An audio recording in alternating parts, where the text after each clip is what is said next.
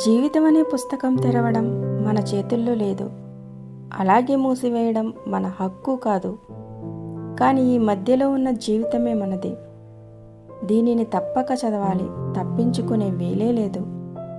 ఒక్కొక్కసారి ఆ పుస్తకంలో మనకు నచ్చినట్టుగా రాసుకునే అవకాశం కూడా ఉంటుంది.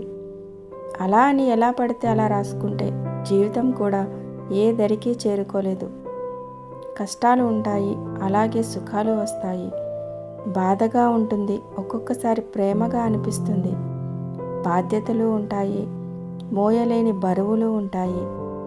నిందలు వేస్తారు, నిజాయితీగా ఉంటే నీవే గొప్పవాడు అంటారు. ఒక్కొక్కసారి పేదరికం రుచి చూడాల్సి ఉంటుంది, అలాగే ధనవంతుడిలా ఉండే అదృష్టము ఉంటుంది. ఆకలి దప్పికలు సహజం, ఇవన్నీ పగలు రాత్రిలా ఒక్కదాని తర్వాత ఇంకొకటి వస్తూనే ఉంటాయి.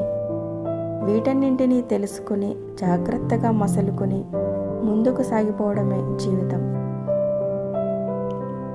ఫ్రెండ్స్, ఈ వీడియో కనుక నచ్చినట్లయితే మన ఛానల్ని సబ్స్క్రైబ్ చేసి షేర్ చేయండి, అలాగే సపోర్ట్ చేయండి.